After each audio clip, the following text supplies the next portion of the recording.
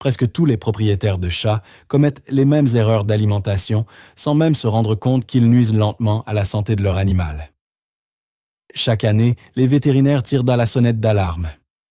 Des milliers de chats se retrouvent en clinique pour des problèmes de surpoids, de calcul urinaire ou d'insuffisance rénale chronique. Et non, la cause n'est généralement pas génétique. Ce n'est pas non plus uniquement une question de marque de croquettes. Le véritable problème est bien plus banal, et pourtant bien plus dangereux.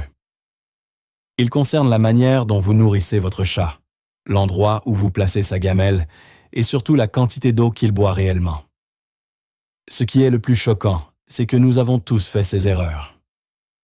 Moi, vous, chaque propriétaire aimant. Aujourd'hui, Vérité en rayon vous révèle 8 erreurs cachées dans l'alimentation des chats qui détruisent silencieusement leur santé, génèrent du stress et peuvent raccourcir leur espérance de vie. Et croyez-moi, lorsque nous arriverons à l'erreur numéro 5, vous réaliserez très probablement que vous la commettez vous aussi, presque tous les jours. Commençons par l'erreur la plus fréquente et en apparence la plus inoffensive. Vous remplissez la gamelle à ras-bord en vous disant que votre chat ne doit jamais avoir faim. Vous partez travailler avec la conscience tranquille, persuadé d'avoir fait le nécessaire pour son bien-être. En réalité, vous venez de placer une véritable bombe à retardement sous sa santé. Le principe de la gamelle toujours pleine est un chemin direct vers l'obésité. Et le surpoids, chez le chat comme chez l'humain, conduit au diabète, aux problèmes cardiaques et à de graves atteintes articulaires. Un chat n'est pas un herbivore qui grignote toute la journée. Dans la nature, ses ancêtres mangent 10 à 15 fois par jour, mais uniquement de toutes petites portions.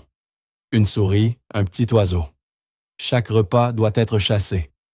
De l'énergie est dépensée pour obtenir de l'énergie. Que faisons-nous à la place?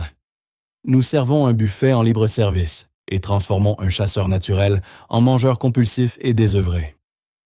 Le chat ne mange alors plus par faim, mais par ennui ou par stress, simplement parce que la nourriture est toujours disponible. Son instinct de chasse s'éteint progressivement. Son métabolisme ralentit. Ce n'est pas de l'amour. C'est une éducation à la dépendance alimentaire. La bonne approche repose sur un rythme clair, de petites portions, 3 à 4 fois par jour.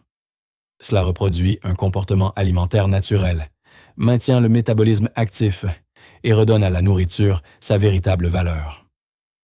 Une gamelle vide n'est pas une catastrophe. Une gamelle vide est normale. Elle permet à votre chat de manger lorsqu'il a réellement faim et non parce qu'il s'ennuie. Vous êtes dans une animalerie et vous voyez un grand sac portant la mention « Pour tous les chats adultes ». Pratique, n'est-ce pas? Vous avez l'impression d'avoir trouvé une solution universelle parfaitement adaptée à votre animal. C'est précisément à ce moment-là que vous tombez dans un piège marketing. La réalité est simple. Un aliment universel pour tous les chats n'existe pas. Et le comprendre est fondamental pour préserver la santé de votre compagnon.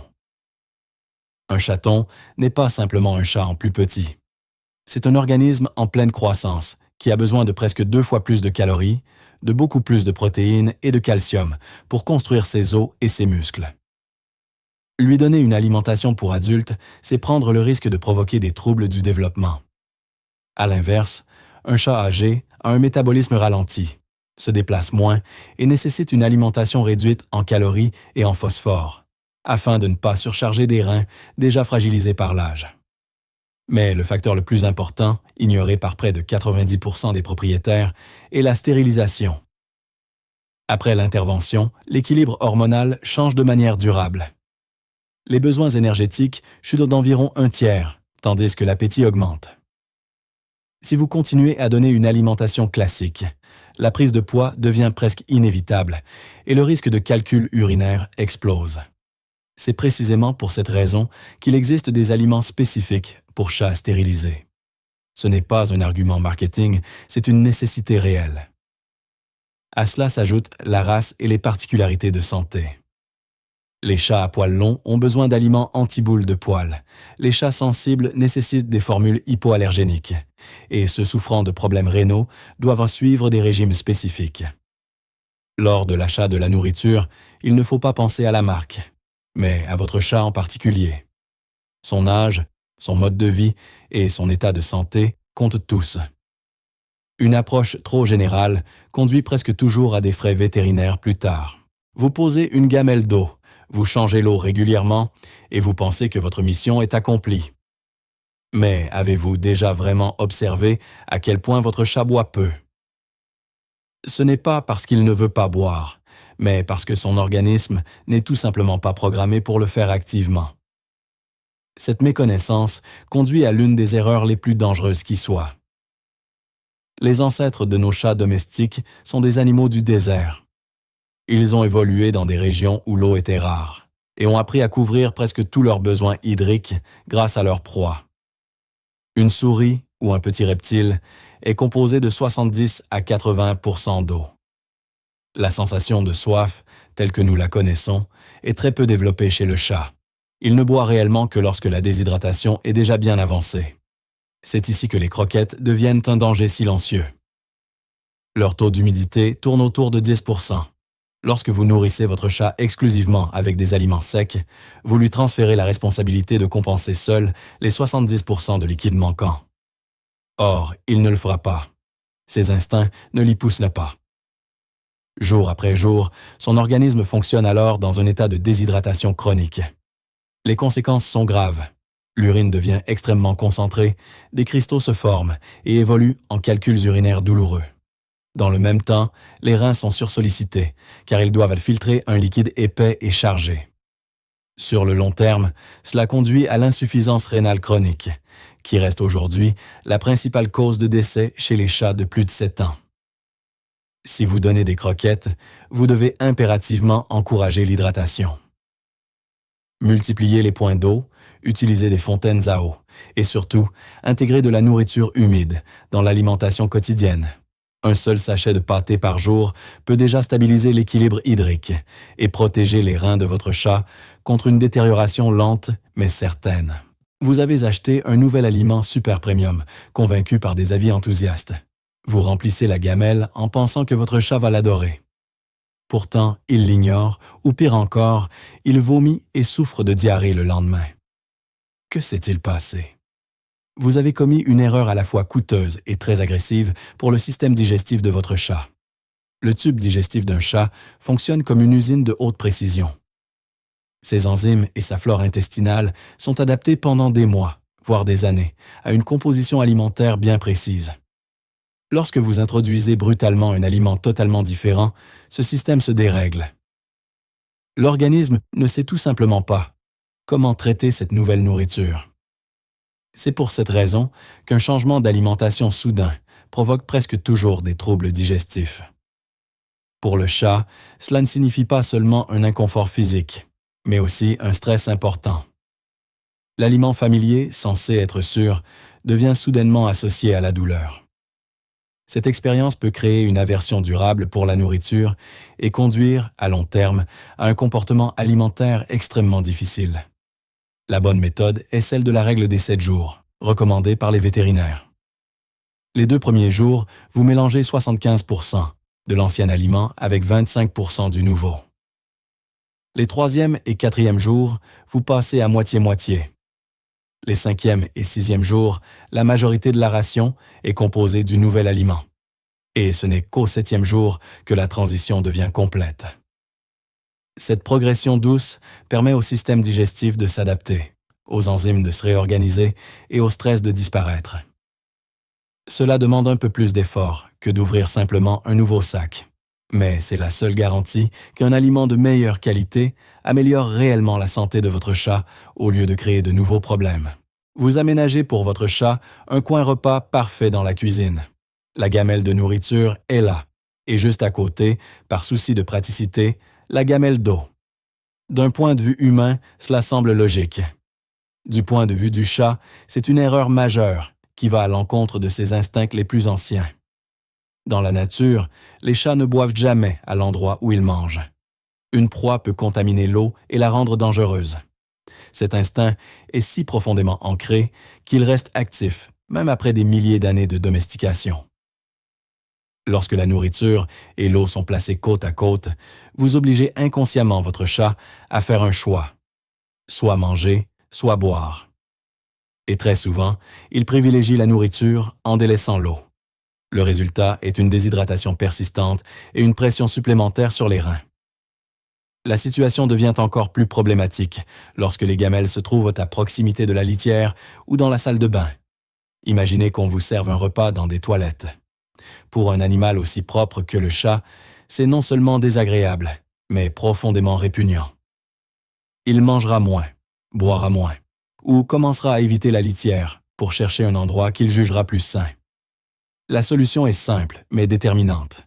La nourriture, l'eau et la litière doivent être clairement séparées.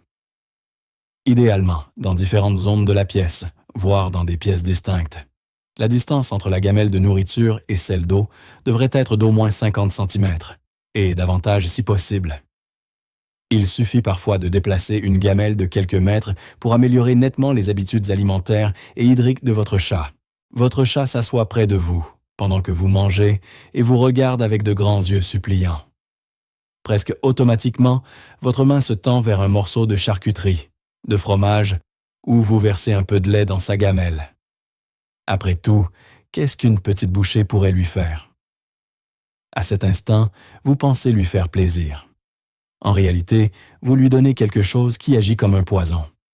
Notre nourriture n'est tout simplement pas faite pour les chats. Le système digestif du chat est celui d'un carnivore strict, conçu pour traiter de la viande crue, pas des aliments transformés. Un simple morceau de saucisse représente une bombe de sel et de graisse qui surcharge les reins et peut provoquer une pancréatite. Quant au lait, ce mythe hérité des livres pour enfants est l'une des erreurs les plus cruelles qui soient. La majorité des chats adultes sont intolérants au lactose. Un bol de lait entraîne presque toujours diarrhée, douleurs abdominales et stress. Et ce n'est pas tout. Le chocolat, les oignons, l'ail et les raisins sont de véritables poisons mortels pour les chats. Les aliments gras, frits, sucrés ou très salés endommagent lentement le foie, les reins et les intestins. Les dégâts ne sont pas immédiats, mais ils s'accumulent. Chaque petite bouchée devient une pierre de plus dans la construction de futures maladies chroniques, d'allergies et d'intolérances. Si vous souhaitez récompenser votre chat, choisissez des friandises de qualité spécialement conçues pour lui, mais ne lui donnez jamais de nourriture provenant de votre assiette. L'amour ne doit jamais devenir une source de souffrance.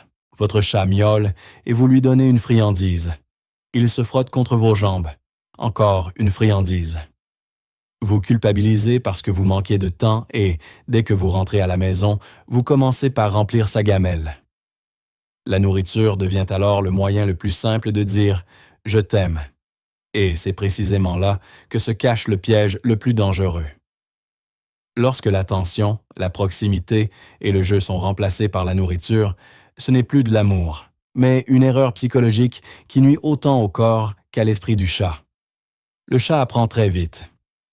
Pour obtenir de l'attention, il lui suffit de réclamer de la nourriture. Le miaulement devient un outil de manipulation. Les conséquences sont prévisibles, surpoids, dépendance et une vie qui tourne uniquement autour de la gamelle. Ces instincts naturels ne sont plus satisfaits par le jeu et la chasse simulée. Cela conduit à l'ennui, au stress et à terme à des comportements problématiques comme l'agressivité, la destruction ou l'apathie. 10 minutes de jeu actif avec une canne à plumes apportent à votre chat bien plus de satisfaction émotionnelle que la meilleure friandise. Il bouge, il chasse, il vit pleinement ses instincts et partage un vrai moment avec vous. Votre chat ne vous aime pas parce que vous le nourrissez. Il vous aime parce que vous êtes sa famille, sa sécurité et son partenaire de jeu. Cessez d'utiliser la nourriture pour apaiser votre mauvaise conscience. La meilleure façon de dire « je t'aime » n'est pas une gamelle pleine, mais du temps partagé. Bien nourrir son chat n'est pas un détail, c'est la forme la plus fondamentale de soin et de responsabilité. En respectant ces principes, vous offrez à votre compagnon ce qu'il y a de plus précieux, une vie longue, saine et heureuse. Si ce contenu vous a fait réfléchir, soutenez Vérité en Rayon avec un like et un abonnement. Ensemble, nous pouvons réellement améliorer la vie de nos chats.